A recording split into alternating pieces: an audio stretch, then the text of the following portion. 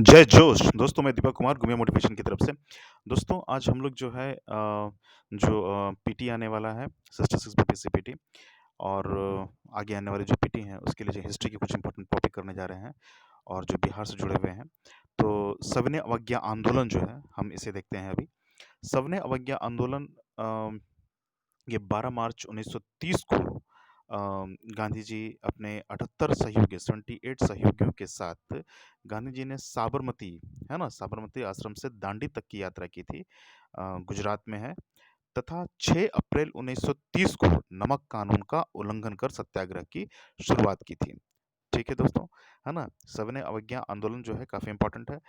तो और 1929 के कांग्रेस के लाहौर अधिवेशन में जो है अनुमति प्राप्त की गई थी सविनय अवज्ञा आंदोलन शुरुआत करने के लिए। तो ये जो है कांग्रेस का लाहौर अधिवेशन जो है 1929 वाला, ये भी इम्पोर्टेंट है, सविनय अवज्ञा आंदोलन से जुड़ता है। फिर हम देखते हैं नेक्स्ट पॉइंट की तरफ कि बिहार में सविनय अवज्ञा आंदोलन को लेकर के क्या हलचल रही। तो बिहार में 6 अप्रैल 1930 को राजेंद्र प्रसाद द्वारा ये सविनय अवज्ञा आंदोलन की शुरुआत हुई। जो नमक आंदोलन है उसकी शुरुआत हुई बिहार में। ठीक है। फिर नेक्स्ट पॉइंट कि अब यहाँ बिहार में डिफरेंट डिफरेंट जिले में, है ना, नेतृत्व जो लोकल नेतृत्व थे वहाँ पे स्थानीय नेतृत्व के द्वारा उनके द्वारा जो है ये सविनय अवज्ञा आंदोलन शुरू किया गया, है ना। जैसे कि मुजफ्फरपुर में नेतृत्व किन्होंने दिया है सविनय अवज्ञा आंदोलन को, तो रामदयालु सिंह और जनकधारी प्रसाद, रामदयालु सिंह और जनकधारी प्रसाद जी ने दिया है। फिर पटना में अंबिका कांत सिंह ने दिया है। पटना में अंबिका कांत सिंह जी ने सविनय अवज्ञा आंदोलन को नेतृत्व प्रदान किया था। फिर दरभंगा में सत्यनारायण सिंह दरभंगा में। फिर छपरा में और सिवान में राम रक्षत ब्रह्मचारी ये सविनय अवज्ञा आंदोलन से के नेतृत्व करता है छपरा और सिवान के। और फिर हम दूसरे पॉइंट की तरफ चलते हैं कि छपरा जेल के कैदियों ने स्वदेशी वस्त्र की मांग पर कि उन्हें पहनने के लिए जो है स्वदेशी वस्त्र दिए जाएं, और नहीं दिए जाने पर उन्होंने एक आंदोलन कर दिया और जो है वो नग्न रहने लगे। और नग्न उसे ही नंगी हड़ताल बोलते हैं, छपरा जेल के कैदियों के द्वारा किया गया था। तो ये काफ़ी फेमस हुआ था, है ना, इसलिए।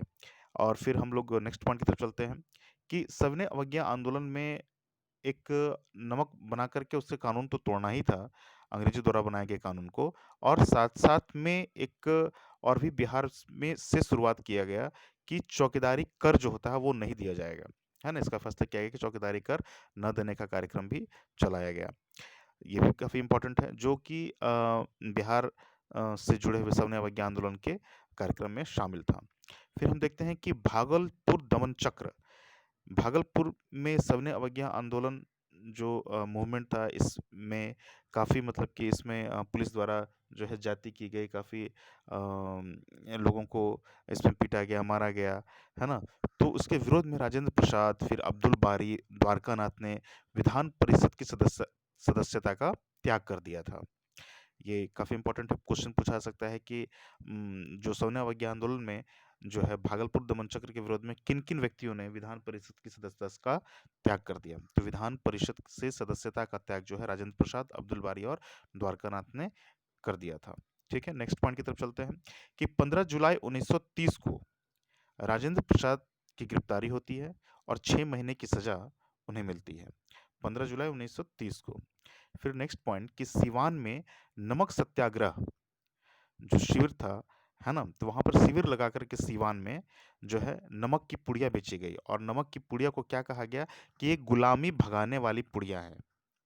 गुलामी भगाने वाली पुड़िया है। सिवान में ऐसी घटना घटी थी। फिर हम देखते हैं कि 5 मार्च 1931 में गांधी इरविन समझौता होता है और ये जो सविनय अवज्ञा आंदोलन था और ये आंदोलन स्थगित हो जाता है। फिर हम देखते हैं कि गोलमेज, नेक्स्ट पॉइंट कि गोलमेज सम्मेलन की असफलता। जब गोलमेज सम्मेलन हुआ लेकिन जो है गांधी जी की मांगों को स्वीकार नहीं किया जाता है, तो गोलमेज सम्मेलन से गांधी जी वापस चले आते हैं और वहाँ से उन्हें कुछ हासिल नहीं हो पाता है। तो ये गोलमेज सम्मेलन की असफलता हुई, और इसी की असफलता होने के बाद गांधी जी ने फिर से सविनय अवज्ञा आंदोलन को पुनः शुरू कर दिया भारत आकर के। और हम देखते हैं कि उसका असर फिर बिहार में पड़ना शुरू हुआ। तो इस प्रकार से नेक्स्ट पॉइंट कि मोतिहारी, बेगूसराय, रोसड़ा, तारापुर में पुलिस गोली से कई शहीद हुए इसमें, और पूरे राज्य में विरोध हुआ। और इसके लिए जो है यहाँ जो ब्रिटिश भारतीय सरकार थी, बिहार में सरकार को विशेषाधिकार अध्यादेश जारी करना पड़ा। तो ये क्वेश्चन पूछा सकता है कि विशेषाधिकार अध्यादेश जो सरकार थी उसको कब जारी करना पड़ा। तो वो सविनय अवज्ञा आंदोलन के दौरान ही, जो मोतिहारी, बेगूसराय, रोसड़ा, तारापुर में पुलिस गोली से कई शहीद हुए थे, उसी के विरोध में किया गया था। जो सरकार ने जो था उसको दबाने के लिए जो है और विशेषाधिकार अध्यादेश जारी किया। नेक्स्ट पॉइंट कि 7 अप्रैल 1934 को गांधी जी का पटना आगमन होता है। 7 अप्रैल 1934 को गांधी जी का पटना आगमन होता है और इस आंदोलन को स्थगित कर दिया जाता है। बिहार प्रदेश बीपीसीसी यानी कि बिहार प्रदेश कांग्रेस कमेटी, बिहार प्रदेश कांग्रेस कमेटी के अनुमोदन के बाद ये जो है आंदोलन को समाप्त घोषित कर दिया जाता है। तो इस प्रकार से देखते हैं दोस्तों हम जो सविनय अवज्ञा आंदोलन के इंपॉर्टेंट पॉइंट थे बिहार से संबंधित हमने वो किया। अब जो है हम दूसरा टॉपिक लेते हैं, भारत छोड़ो आंदोलन। ठीक है। क्रिप्स मिशन की असफलता। जब क्रिप्स मिशन भारत आया और क्रिप्स मिशन की जो डिमांड थी वो नहीं स्वीकार किया गया, है ना। तो क्रिप्स मिशन की असफलता के बाद जो है कि ब्रिटिश गवर्नमेंट जो द्वितीय विश्व युद्ध था, सेकेंड वर्ल्ड वॉर था, में भारतीयों का सहयोग तो चाहती थी, पर भारतीयों के पक्ष में किसी सम्मानजनक समझौते के लिए तैयार नहीं थी। तो जब वो तैयार नहीं थी तब क्रिप्स मिशन की असफलता जो थी वो सुनिश्चित हो जाती है। यहाँ के जो कांग्रेस के नेतागण थे और भी जो दूसरे पार्टी के नेतागण थे वो उन्हें मदद करने के लिए तैयार नहीं थे। और इसी समय कांग्रेस कार्य समिति की वर्धा बैठक, है ना, वर्धा बैठक गुजरात में वर्धा है, तो वर्धा बैठक में 14 जुलाई 1942 को गांधी जी के इस निर्णय को स्वीकृति दे दी जाती है। कांग्रेस कार्य समिति की वर्धा बैठक में 14 जुलाई 1942 को गांधी जी के इस निर्णय को स्वीकृति दे दी जाती है कि गांधी जी अगर चाहें तो कोई इस तरह का आंदोलन शुरू कर सकते हैं देश में, है ना। और पहले जब गांधी जी ने कहा शुरुआत करने के आंदोलन के विषय में, तो कुछ लोगों ने उतने उत्साही नहीं थे इसके लिए। तो गांधी जी ने कांग्रेस को चुनौती भी दे दी थी।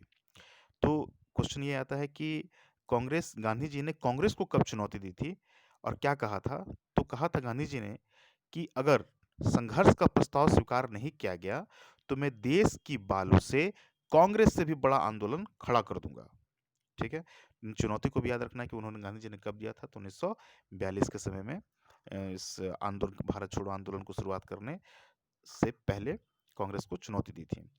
फिर हम देखते हैं कि 8 अगस्त 1942 को ग्वालियर टैंक में वर्धा प्रस्ताव जो पास हुआ था उस पर विचार विमर्श किया गया और भारत छोड़ो की मांग को, है ना, उसको स्वीकार किया गया और करो या मरो का गांधी जी के द्वारा नारा दिया गया, है ना।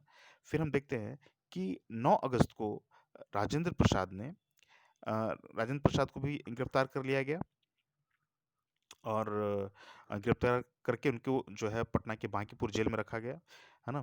फिर अध्यादेश लागू कर कांग्रेस को गैर कानूनी भी घोषित कर दिया गया पूरे देश में। और बिहार प्रदेश कांग्रेस कमेटी बीपीसीसी और अखिल भारतीय चरखा संघ तथा बिहार केंद्रीय राहत अधिकोष के खातों को जब्त कर लिया गया। बिहार प्रदेश कांग्रेस कमेटी के जो राहत अधिकोष होता है उनका, अखिल भारतीय चरखा संघ और बिहार केंद्रीय जो राहत अधिकोष के इनके जो खाते थे, बैंक खाते थे, उनको जब्त कर लिया गया। फिर हम देखते हैं कि श्री बलदेव सहाय ने महाधिवक्ता के पद से इस्तीफा दे दिया। सीधे क्वेश्चन पूछा सकता है कि 1942 भारत छोड़ो आंदोलन के समय में बिहार में किसने महाधिवक्ता के पद से जो है वो इस्तीफा दिया था। ठीक है। तो श्री बलदेव सहाय ने महाधिवक्ता के पद से इस्तीफा दे दिया था। ठीक है। 11 अगस्त 1942 काफी ये दुखद दिन रहा भारतीय इतिहास में। उसमें पटना के जिलाधीश थे WG आर्चर। तो WG आर्चर जो डीएम थे उस समय, उनके आदेश पर पुलिस गोलीबारी होती है और सचिवालय में जो है पे झंडा फहराने जाने के क्रम में बिहार के 7 छात्र शहीद हो जाते हैं, जिनमें उनका नाम जो है उमाकांत सिन्हा सारण के रहने वाले थे, रामानंद सिंह पटना के रहने वाले थे, सतीश चंद्र झा भागलपुर के रहने वाले थे, देवीपत चौधरी जमालपुर के रहने वाले थे, और राम गोविंद सिंह पटना के रहने वाले थे, राजेंद्र सिंह बनवारी चक सारण के रहने वाले थे, जगपति कुमार ये खराटी औरंगाबाद के रहने वाले थे। जगपति कुमार और खराटी औरंगाबाद। फिर से एक बार नामों को मैं पढ़ता हूँ। उमाकांत सिंह सारण, रामानंद सिंह पटना, सतीश चंद्र झा भागलपुर, देवीपत चौधरी जमालपुर, राम गोविंद सिंह पटना, राजेंद्र सिंह बनवारी चक सारण और जगपति कुमार खनाटी औरंगाबाद। फिर नेक्स्ट पॉइंट देखते हैं कि 12 अगस्त को पटना के गांधी मैदान में, 11 अगस्त को देखिए ये घटना घटा, ये 7 छात्र शहीद हुए हमारे। फिर जस्ट एक दिन बाद 12 अगस्त को क्या होता है कि पटना के गांधी मैदान में जगत नारायण लाल की अध्यक्षता में प्रस्ताव पारित किया गया। प्रस्ताव पारित किया गया जिसके तहत संचार सुविधाओं को ठप करने तथा सरकारी कार्यों में अवरोध डालने का निर्णय लिया गया। ठीक है, तो ये 12 अगस्त को घटना घटा। तो किनके नेतृत्व में घटा? ये जगत नारायण लाल की अध्यक्षता में ये जो बैठक हुई थी गांधी मैदान में, जगत नारायण लाल उनकी अध्यक्षता कर रहे थे। ठीक है, ये हो गया। फिर जो है हम देखते हैं दूसरी जगह पर क्या होता है बिहार में। तो सिवान में जो है वो थाने पर झंडा फहराने के क्रम में फुलेना प्रसाद श्रीवास्तव झंडा राष्ट्रीय झंडा फहराने के क्रम में शहीद हो जाते हैं। पुलिस गोली के शिकार हो जाते हैं। फिर हम सारण में देखते हैं जगलाल चौधरी। जगलाल चौधरी द्वारा सारण पुलिस थाने को जला दिया गया। और बड़ी के एक इंटरेस्टिंग बात आई थी कि जगलाल चौधरी ने ये जो सारण के थे उन्होंने ये घोषणा भी की थी कि पुलिस थाने को आग लगा दो और जो दरोगा है उनको एक बोरे में बंद करके नदी में फेंक दो। तो इतनी देखिए कि हमारे क्रांतिकारियों में कितनी हिम्मत रही होगी उस जमाने में। फिर हम दरभंगा में कुलानंद वैदिक तथा सिंहवाड़ा में कर्पूरी ठाकुर ने संचार व्यवस्था को ध्वस्त कर दिया। फिर हम चंपारण पर देखते हैं कि चंपारण में पृथक सरकार का गठन हो जाता है। गया में कुर्था थाना है और कुर्था थाने में श्याम बिहारी लाल झंडा फहराने के क्रम में शहीद हो जाते हैं। फिर नेक्स्ट पॉइंट कि कुछ रेलगाड़ियों पर कब्जा कर लिया जाता है और आंदोलन का प्रचार प्रसार करने के लिए उसका स्वराज ट्रेन नाम रख दिया जाता है और आंदोलन का प्रचार प्रसार किया जाता है, स्वराज ट्रेन नाम रख दिया जाता है। फिर हम देखते हैं कि छपरा छपरा में शांति देवी जो है वहाँ जो कि एक बड़े जुलूस का एक नेतृत्व कर रही थी, भाषण दे रही थी। तो पुलिस के द्वारा जो है आकर के वहाँ लाठीचार्ज किया जाने लगा। तो शांति देवी जो छपरा में जुलूस का नेतृत्व कर रही थीं, उन्होंने कहा कि पुलिस हमारा भाई है। और जब उन्होंने कहा इस तरह का नारा दिया कि पुलिस हमारा भाई है, तो पुलिस ने फिर उन पर आक्रमण करने से और लोगों पे वो अपने को रोक लिया और वो नहीं कुछ करते हैं। पुलिस हमारा भाई है जब ये कहते हैं तो। फिर हम लोग नेक्स्ट पॉइंट की क्रांतिकारी सरकारों का गठन जो है कहाँ-कहाँ हुआ? तो देखिए हजारीबाग में हुआ, पलामू में हुआ, हाजीपुर में हुआ, मुजफ्फरपुर में हुआ, सीतामढ़ी में हुआ तथा दरभंगा में हुआ। ठीक है? अच्छा, ये 1942 जो बिहार में जो ये जो सारी घटनाएँ हम देख रहे हैं, उसमें 15,000 लोग गिरफ्तार हुए और 134 लोगों की जानें गईं, शहीद हुए। ठीक है? गांधी जी 6 मई 1944 को रिहा होते हैं। फिर वेवेल प्रस्ताव के आधार पर जून 1945 में शिमला सम्मेलन का आयोजन किया जाता है। फिर हम देखते हैं कि ये 1942 में जो भारत छोड़ो आंदोलन में जयप्रकाश नारायण की क्या भूमिका रही? चूँकि जयप्रकाश नारायण की भूमिका काफ़ी महत्वपूर्ण है। 9 नवंबर 1942 को जो है दीपावली की रात थी और ये जयप्रकाश नारायण हजारीबाग जेल में बंद थे अपने साथियों के साथ। तो उसी दिवाली की रात को 9 नवंबर को जेपी नारायण, देखिए ठंडा का दिन, दिवाली ठंडे में होता है तो नवंबर का महीना है 9 नवंबर। ठीक है, 1942 को दिवाली की रात जो है जेपी नारायण जो जयप्रकाश नारायण जो थे अपने दोस्तों जिसमें रामानंद मिश्र थे, योगेंद्र शुक्ल थे, गुलाब चंद्र गुप्त थे, सूरज नारायण सिंह थे तथा शालिग्राम जी के साथ हजारीबाग जेल से फरार हो जाते हैं और नेपाल चले जाते हैं। और अपने जो सहयोगी होते हैं जैसे कि कार्तिक प्रसाद और ब्रज किशोर प्रसाद सिंह के साथ आजाद दस्ता का गठन करते हैं। आजाद दस्ता का गठन करते हैं। फिर 1943 में नेपाल स्थित जो जंगल है राजविलास जंगल, तो राजविलास जंगल में सरदार नित्यानंद के निर्देशन में युवकों को अग्नि अस्त्रों को चलाने की शिक्षा दी जाती है, यानी कि वहाँ बंदूक चलाने की ट्रेनिंग दी जाती है ना? और बम वगैरह चलाने की सरदार नित्यानंद के निर्देशन में डायरेक्शन सरदार नित्यानंद सिंह जी का रहता है। और जंगल कौन सा है? राजविलास जंगल है 1943 में। अब देखते हैं कि जयप्रकाश नारायण जो आजाद दस्ता बना था उसके दो समूह हो जाते हैं। पहला समूह की भूमिगत होकर तोड़फोड़ की कार्रवाई को अंजाम देते हैं, और जो दूसरा समूह है ये व्यापक जन आंदोलन के माध्यम से हिंसात्मक संघर्ष को आगे बढ़ाने में जो है लोगों को प्रशिक्षण देते हैं की बात कहते हैं। यानी कि एक जो है कि भूमिगत होकर कार्रवाई करता है एक ग्रुप, और एक ग्रुप जो है एक पूरे जनमानस को तैयार करने में कार्य करता है। फिर हम देखते हैं कि आजाद दस्ता जो है वो अम, दो अपने कामों को, जैसे कि एक तो है कि जो युवक थे उस समय में, और जो युवकों में जो कुछ करना चाहते थे अपनी मातृभूमि राष्ट्र के लिए, आज़ादी की लड़ाई में सहयोग देना चाहते थे, तो उनका जो बल था, उनको उनका जो हिम्मत थी उसको एक दिशा देने का, एक सुनियोजित दिशा देने का काम करते हैं, है ना? और फिर क्या है कि जो सरकारी दमन हो रहा था काफ़ी क्रूर तरीके से, उसका मुकाबला करने के लिए भी साधन उपलब्ध आज़ाद दस्ता के द्वारा नवयुवकों को कराया जा रहा था। फिर 1943 में हम देखते हैं कि बिहार में पहली बैठक पूर्णिया के सिमिली गांव में आयोजित की गई, है ना? और हम सैन्य संगठन के जो प्रमुख थे, प्रमुख कौन थे? तो नरसिंह सिंह थे, ठीक है? ये हो गया। फिर हम देखते हैं कि पूर्णिया शाखा ने पूरे उत्तर भारत में जो है आज़ाद दस्ते के काम को फैलाने की कोशिश करते हैं, और ब्रिटिश शासन के दबाव में नेपाल सरकार ने मई 1943 में जयप्रकाश राम मनोहर लोहिया को गिरफ्तार कर हनुमान नगर जेल भेज दिया। नेपाल सरकार मदद करती है ब्रिटिश शासन की, और नेपाल सरकार की जो है मदद से 1943 में गिरफ्तार कर लिया जाता है ना? फिर उनको हनुमान नगर जेल भेज दिया जाता है। फिर इसके बाद उस हनुमान नगर जेल पर इनके दोस्त जो होते हैं सूर्यनारायण सिंह तथा नित्यानंद सिंह ने नेतृत्व किया, और हनुमान नगर जेल पर आक्रमण कर देते हैं, और जयप्रकाश नारायण जी, राम मनोहर लोहिया जी, है ना, इन लोगों को वहां से छुड़ा लेते हैं। फिर नेक्स्ट पॉइंट देखते हैं कि कलकत्ता स्थित मुगलपुर में आजाद दस्ते का एक अस्थायी केंद्र बनाया गया। कलकत्ता स्थित मुगलपुर में आजाद दस्ता का अस्थायी केंद्र बनाया गया, ठीक है? फिर नेक्स्ट पॉइंट कि 1943 में जयप्रकाश नारायण फिर गिरफ्तार हो जाते हैं, और 1944 में आजाद दस्ता के अंतिम महत्वपूर्ण नेता कार्तिक प्रसाद की गिरफ्तारी के साथ ही इस संगठन की भूमिका समाप्त हो जाती है। कांग्रेस समाजवादी दल की स्थापना जो है वो नरेंद्र देव, मीनू मशानी आदि ने जो है इसकी कांग्रेस समाजवादी दल की स्थापना की थी। काफ़ी इंपॉर्टेंट है कि किसने किया है कांग्रेस समाजवादी दल की स्थापना, तो नरेंद्र देव, मीनू मशानी, ये हम याद रखेंगे।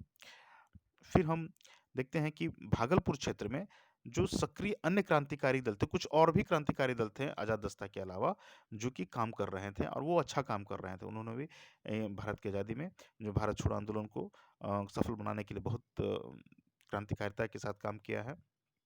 जैसे कि सियाराम दल, है ना? फिर था कि परशुराम दल, फिर हम देखते हैं महेंद्र गोप दल। तो सियाराम दल, परशुराम दल, महेंद्र गोप दल, ये सबको हम देखते हैं। फिर हम देखते हैं कि स्वतंत्रता आंदोलन में बिहार की महिलाओं का क्या योगदान है। स्वतंत्रता आंदोलन में बिहार की महिलाओं का योगदान, तो स्वतंत्रता आंदोलन में बिहार की महिलाओं का क्या योगदान रहा, ये काफ़ी इंपॉर्टेंट है, और ये टॉपिक से बराबर क्वेश्चन पूछा जाता है। यहाँ पर हम देखते हैं कि जैसे कि बिहार की महिलाओं का अगर योगदान की बात करें तो प्रत्यक्ष और अप्रत्यक्ष दो रूपों में बांट सकते हैं। शुरुआती दौर से ही जो है अप्रत्यक्ष रूप से महिलाओं का योगदान, बिहारी महिलाओं का योगदान रहा, लेकिन प्रत्यक्ष तौर से गांधी जी के आगमन के बाद, चंपारण के बाद, जो चंपारण में जो गांधी जी ने आकर के तीन कठिया प्रणाली के खिलाफ जो आंदोलन चलाया, उसके बाद से, और जो कस्तूरबा गांधी भी जो आई थी, तो दोनों के प्रयासों से जो है महिलाएं जो हैं गांधी जी के आगमन के बाद अपने घर से निकलकर राष्ट्रीय आंदोलन में आती हैं, और काफ़ी बड़ी संख्या में आती हैं। तो हम देखते हैं कि स्वतंत्रता आंदोलन में बिहार की महिलाओं का योगदान जो है कैसे फिर चंपारण सत्याग्रह से बढ़ना शुरू हो जाता है। चंपारण सत्याग्रह में महिलाओं की भागीदारी बढ़ती है।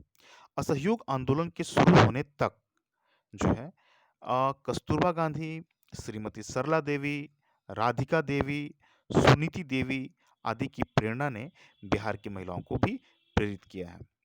फिर हम असहयोग आंदोलन 1921 में जो होता है उसमें हम देखते हैं कि सरला देवी ने बिहार के छात्रों से सरकारी स्कूल, कॉलेज छोड़ने का आह्वान किया, तथा सावित्री देवी ने प्रिंस ऑफ वेल्स के सम्मान में होने वाले सम्मान समारोह के बहिष्कार कार्यक्रम का नेतृत्व किया था। यहाँ पे हमें सरला देवी जी को एकदम याद रखना है ना, कि बिहार के छात्रों को कहा था कि सरकारी स्कूल कॉलेज आप छोड़ें राष्ट्र के आज़ादी के लिए, संघर्ष के लिए।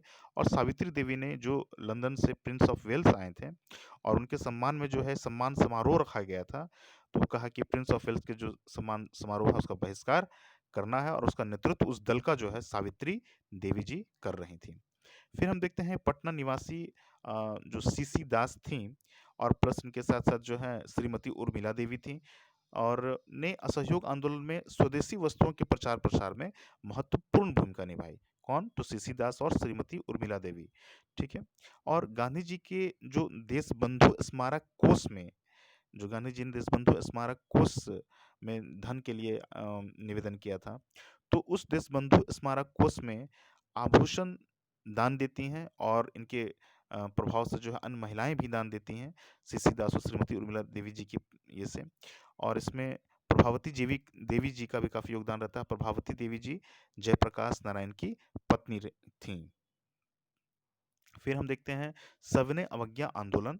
संथाल परगना की जो शैल बाला राय के प्रभावशाली भाषणों से सैकड़ों महिलाएं नमक कानून भंग करने के लिए आगे आती हैं। और हम सविनय अवज्ञा आंदोलन में शैल बाला राय जो संथाल परगना की थी, काफ़ी इनकी हम भाषण काफ़ी प्रभावशाली होते थे। फिर हम देखते हैं हजारीबाग जिला कांग्रेस कमेटी की जो अध्यक्ष थी, उनका भी सविनय अवज्ञा आंदोलन में काफ़ी काम रहा। और उस समय श्रीमती सरस्वती देवी हजारीबाग जिला कांग्रेस कमेटी की अध्यक्ष थी। श्रीमती सरस्वती देवी तथा श्रीमती साधना देवी, है ना, इन दोनों ने काफ़ी बढ़ चढ़ कर हिस्सा लिया। और पटना में श्रीमती हसन इमाम और विंध्यवासिनी देवी विदेशी वस्त्रों का बहिष्कार का नेतृत्व करती हैं। और आरा में यही काम कुसुम देवी कर रही थी। जब भगत सिंह को फांसी लगी, तो वो क्रांतिकारिता का जोश भरने के लिए आरा में कुसुम देवी जी ने काफ़ी काम किया और युवकों को उसका महत्व समझाया। और 1942 में हम देखते हैं कि भारत छोड़ो आंदोलन के दौरान श्रीमती भगवती देवी श्रीमती भगवती देवी जो थी, ये डॉक्टर राजेंद्र प्रसाद की बहन है। और डॉक्टर राजेंद्र प्रसाद की वाइफ का नाम राजवंशी देवी था। और राजवंशी देवी जी ने भी भारतीय स्वतंत्रता संग्राम में काफ़ी महत्वपूर्ण भूमिका निभाई है। और श्रीमती भगवती देवी जो थी, ये पटना में विशाल जुलूस का नेतृत्व करती हैं भारत छोड़ो आंदोलन के दौरान। फिर हम देखते हैं कि शांति देवी छपरा से काम कर रही थी। कुमारी आरसी दास पलामू से काम कर रही थी। और कुमारी आरसी दास जो थी, पलामू में जो वहाँ एक जपला सीमेंट कारखाने के एक मजदूरों द्वारा आंदोलन किया जा रहा था, उसका नेतृत्व कर रही थी कुमारी आरसी दास। ठीक है। फिर वैशाली में हम देखते हैं सुनीति देवी और राधिका देवी जो थी। एक काफ़ी इंटरेस्टिंग घटना हुआ कि वैशाली में सुनीति देवी एवं राधिका देवी जो थी, वो वेश बदल करके, यानी कि पुरुषों के वेश में आकर के, है ना, और साइकिल की सवारी करके जो है गांव-गांव जा करके सब जगह जा करके जन जागृति फैलाने का काम किया। और इनके इस काम की काफ़ी प्रसिद्धि मिली उस समय। सुनीति देवी और राधिका देवी कहाँ की थी ये? वैशाली की थी। क्वेश्चन कहीं से भी पूछा जा सकता है दोस्तों, जैसे कि सुनीति देवी, राधिका देवी किस घटना से जुड़ी हुई हैं? तो पुलिस वेश में साइकिल सवारी कर जन जागृति फैलाने के लिए। कहाँ से? तो 1942, है ना, 1942 में भारत छोड़ो आंदोलन से जुड़ी हुई थी उस समय ये। अ तो इस तरह से दोस्तों हम जो देखते हैं काफ़ी पॉइंट को हमने चर्चा किया, इसका रिवीजन करें। और मैं ऐसा करता हूँ कि इसमें से कुछ पॉइंट्स जो हैं ज़रूर एग्जाम में आएंगे। तो धन्यवाद दोस्तों। जय जोश, जोश को बनाए रखना है और हमें सफलता के लिए एकदम आगे बढ़ते रहना है। ओके दोस्तों, थैंक यू। मिलते हैं नेक्स्ट वीडियो में। ओके।